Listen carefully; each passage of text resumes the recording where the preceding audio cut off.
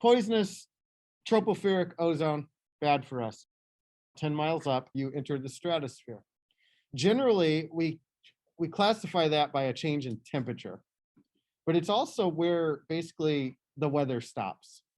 Clouds stop forming. They hit the top of the troposphere and they're done. That's going to be important later on. Once you get into the stratosphere, a little ways into it, we come across the very important, helpful layer of ozone. Exact same chemical, but what it's doing up there is blocking, you see 100% of UVC. If we allowed that UVC to get through, it would affect everything from skin cancer rates to the ability of crops to grow.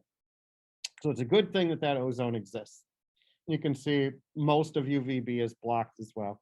We still have to wear sunscreen because of UVA. 1970s and 80s, air conditioning became very popular. People started getting home air conditioners for their vehicles.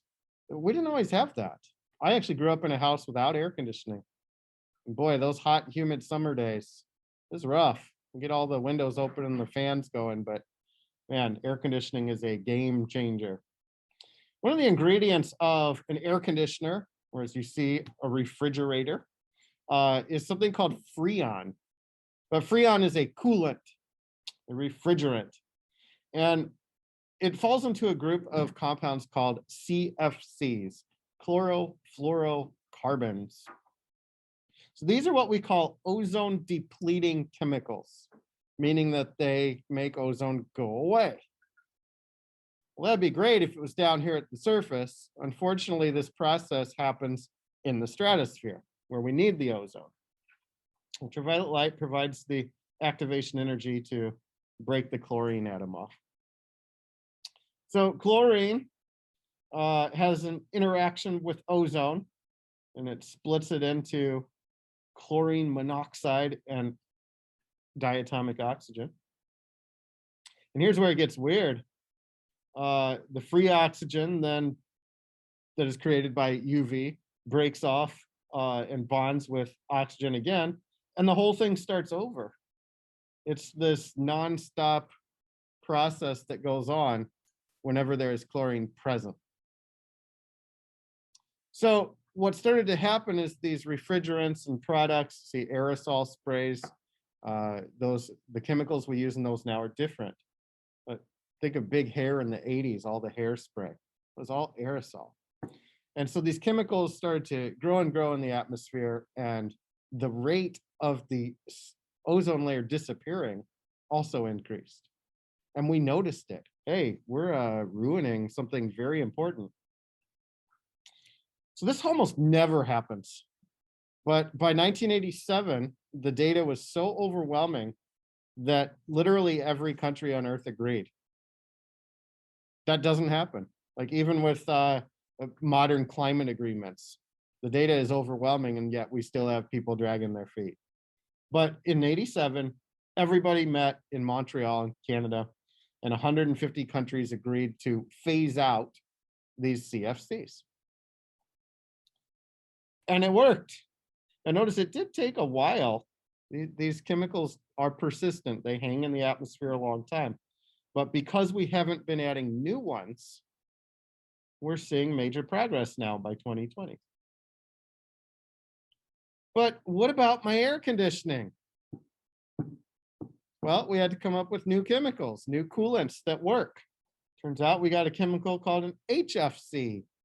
Replace the chlorine with hydrogen instead. Hydrofluorocarbons.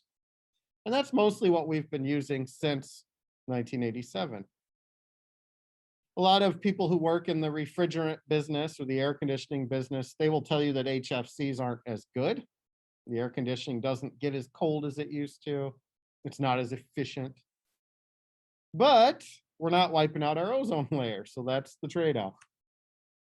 It does turn out, though, that HFCs are greenhouse gases. Those are the ones that are making the Earth warmer. So we'll talk more about those next week. We were literally getting a hole in the ozone layer. We were watching it disappear right over the United States. And it was happening in other parts of the world as well. But what jumps out at me is this big hole on the bottom of the Earth over Antarctica. That's way different than the hole that was forming over the United States. That it also is cyclical. It flexes, it opens and closes. And it turns out that it has to do with the seasons. I told you that weather stops at the top of the troposphere, except over Antarctica. Because of the way that the Earth tilts, we go through a period of time where the South Pole is in complete darkness. The Antarctic winter, it happens during our summer solstice, June, end of June into July. Northern hemisphere is at its peak in terms of heat, and the South Pole is at its lowest. It gets so cold because of the lack of sunlight that these weird little tiny ice crystals can form in the stratosphere. They are called stratospheric clouds. See them up here? They're above the normal cloud line. Very, very thin, tiny little ice crystals up there. And that affects the amount of ultraviolet that is being absorbed. They kind of block it out during that time. And then they melt. As the Earth tilts back to normal, those clouds disappear, ultraviolet comes down, interacts with all the free chlorine that had built up over those months. So the hole opens up wide again in the Antarctic spring. The ozone layer protects us from ultraviolet. We were depleting it with CFCs, chlorofluorocarbons. We signed an agreement, the Montreal Protocol, to stop using those. And it worked. We've made major progress, except for over Antarctica, which is more of a natural phenomenon. And that's today's lesson. I'll see you guys later, Zoom. Take care.